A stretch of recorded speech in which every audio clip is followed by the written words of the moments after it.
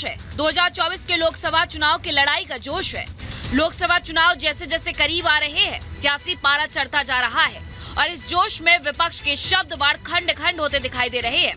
इंडी गठबंधन के घटक दल एक दूसरे पर छींटाकशी करते थकते नहीं है, लेकिन मोदी का टारगेट भी सेट है और 2024 में जीतने का रोड मैप भी। 2024 के लोकसभा चुनाव में विपक्ष अपनी हार मान चुका है।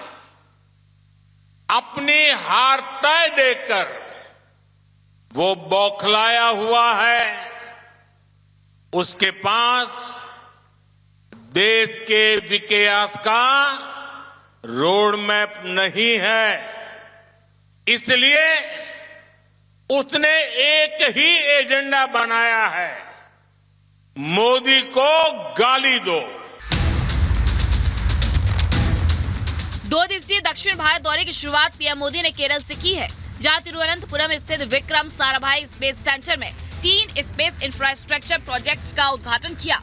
देश के पहले मैन मेड स्पेस मिशन का रिव्यू और गगनयान मिशन पर भेजे जाने वाले 4 एस्ट्रोनॉट्स के नामों का ऐलान किया। ये सिर्फ 4 नाम और 4 इंसान नहीं है, ये 140 करोड़ एस्पिरेशंस को स्पेस में ले जाने वाली 4 शक्तियां हैं। 40 वर्ष के बाद कोई भारतीय अंतरिक्ष में जाने वाला है, लेकिन इस बार टाइम भी हमारा है, काउंटडाउन भी हमारा है और रॉकेट भी हमारा है। इंडी गठबंधन में भले ही कुछ नेता साथ आते दिखाई दे रहे हैं, लेकिन कई घटक दलों ने कांग्रेस से दूरी भी बना ली है। वजह साफ है कि विपक्ष के पास न नेता है और न ही नीति। विपक्ष में हर कोई पीएम बनने का सपना पाले हुए है, लेकिन बीजेपी में सब कुछ साफ है। यही वजह है कि पीएम मोदी गाहे बगाहे कांग्रेस की कमियों की पोल खोल देते हैं। 2004 से 2014 तक डीएमके के लोग कांग्रेस की यूपीए सरकार के बड़े मंत्रालयों में बड़े बड़े मंत्री बनकर के बैठे थे, लेकिन इसके बाद भी इन लोगों ने तमिलनाडु के लोगों के विकास को प्राथमिकता कभी भी नहीं दी। केंद्र में मोदी सरकार बनने के बाद 2014 से अब तक 25 करोड़ लोग गरीबी रेखा से बाहर आए हैं। आयुष्मान कार्ड से गरीबों को मुफ्त इलाज हो या उज्ज्वला योजना से गरीब महिलाओं को रसोई गैस, यही वो सब काम है जिसके दम पर बीजेपी 2024 चुनाव में जनता के बीच जाएगी। लोकसभा चुनाव में अब 2 महीने से भी कम का समय बचा है। पीएम मोदी के सदन में 370 के आंकड़े के प्रण को पूरा करने के लिए बीजेपी लगातार एड़ी चोटी का जोर लगा रही है, तो वही इंडी गठबंधन के घटक दलों में विश्वास का भाव दिखाई दे रहा है। केरल के वायनाड संसदीय सीट पर सीपीआई ने अपने उम्मीदवार के नाम का ऐलान कर दिया। वायनाड सीट से वर्तमान में कांग्रेस नेता राहुल गांधी सांसद हैं। विपक्ष में बैठे हुए इंडी अलायंस के लोग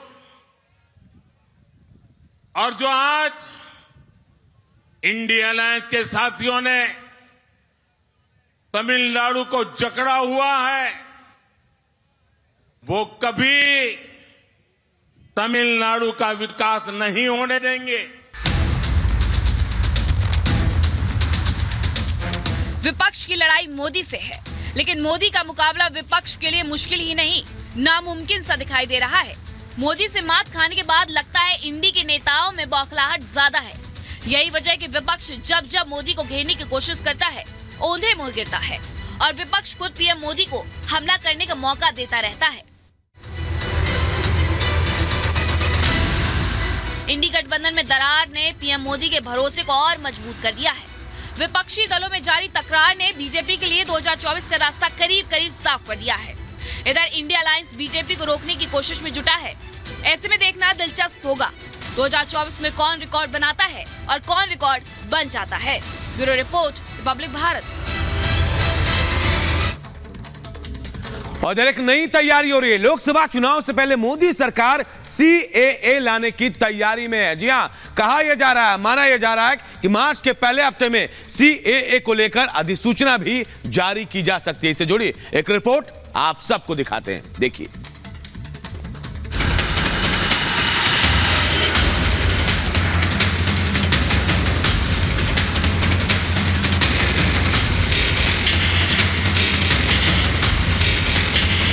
सीएए का प्लान जल्द होगा ऐलान। नियम पोर्टल तैयार, अब बस थोड़ा इंतजार।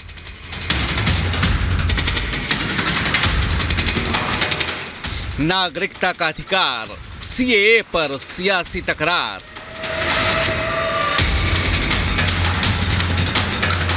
देश में एक बार फिर नागरिकता संशोधन कानून को लेकर बहस छिड़ गई है। खबर है कि आगामी लोकसभा चुनाव से पहले देश में सीएए लागू हो सकता है। आचार संहिता लागू होने से पहले मोदी सरकार सीएए की अधिसूचना जारी कर सकती है, जिसके बाद मार्च के पहले हफ्ते से इसे देश भर में लागू किया जा सकता है। सूत्रों के हवाले से आई इस खबर के बाद देश में सियासी हलचल बढ़ गई है और विपक्ष सरकार पर सवाल खड़े कर रहा है। अरे सीए लागू कहाँ होने वाला है, ये तो डरवाने के लिए है। 4 साल से क्या कर रहे थे, ये तो माहौल इस तरह से पैदा करें कि जिससे मुस्लिम रिएक्ट करें, हिंदू उसका रिएक्शन दे और इनको चुनावी लाभ हो। अब कांग्रेस ने सीएए लागू करने को लेकर सवाल उठाए तो बीजेपी भी पलटवार करने में पीछे नहीं रही और ये साफ कर दिया कि इससे अल्पसंख्यकों का कोई ताल्लुक नहीं है। सीए लागू होने से देश के अंदर जो लोग पाकिस्तान, अफगानिस्तान या बांग्लादेश में प्रताड़ित हैं वह भारत आ सकेंगे और उनको नागरिकता मिल पाएगी। इतना ही फर्क होगा। यहाँ के देश के मुसलमानों के साथ या किसी और मिनॉरिटी के साथ इसका कोई ताल्लुक नहीं है। सीए कानून के लागू होने के बाद देश के कानूनों में कोई ऐसा व्यापक बदलाव आएगा, ऐसी कोई बात ही नहीं है। हालांकि खुद गृह मंत्री अमित शाह भी सीएए को लेकर पहले ही भरोसा दे चुके हैं कि इससे किसी की नागरिकता नहीं जाएगी। गलत अफवाहें फैलाई जा रही है। सीएए किसी की नागरिकता लेने का कानून है ही नहीं, सीएए नागरिकता देने का। वहीं असम में सीएए पर एक कदम आगे बढ़ते हुए बड़ा फैसला लिया गया है। सूत्रों की माने तो असम में 10 मार्च से शुरू होने वाली पुलिस की छुट्टियों को फिलहाल रद्द कर दिया गया है, जिससे वहां सीएए लागू होने की स्थिति में कानून व्यवस्था बहाल रखने में मदद मिल सके। देश में सीएए लागू होने के बाद क्या कुछ बदलाव होंगे वो आपको बताते हैं। दरअसल सीएए के तहत 31 दिसंबर 2014 से पहले भारत में बसे 3 देशों के गैर मुस्लिम प्रवासियों को भारतीय नागरिकता दी जाएगी। बांग्लादेश, पाकिस्तान और अफगानिस्तान से आए हिंदू, सिख, जैन, बौद्ध, पारसी और ईसाइयों समेत प्रताड़ना झेल चुके गैर मुस्लिम प्रवासी इसमें शामिल होंगे। सीएए केवल मुस्लिम बहुल देशों के सताए हुए अल्पसंख्यकों को नागरिकता प्रदान करेगा। आइए अब आपको ये भी समझाते हैं कि सीएए के तहत किस तरह से आवेदन किया जा सकेगा। सीएए के तहत नागरिकता पाने के लिए आवेदन ऑनलाइन किया जा सकता है। कानून लागू होने के बाद नागरिकता से जुड़े मामले ऑनलाइन ट्रांसफर होंगे। आवेदकों को नागरिकता पाने के लिए भारत में आने का समय बताना होगा, जिसके बाद गृह मंत्रालय आवेदन की जांच करेगा और नियमों के मुताबिक आवेदक को नागरिकता दी जाएगी। इससे पहले जब सरकार ने सीएए को लागू करने की कोशिश की थी, तब समाज के एक तबके ने इसका विरोध किया था। हालांकि उसके बावजूद सीएए को राष्ट्रपति की मंजूरी मिल गई थी और अब किसी भी समय सरकार इसे देश भर में लागू कर सकती है। Bureau report, Republic Bharat.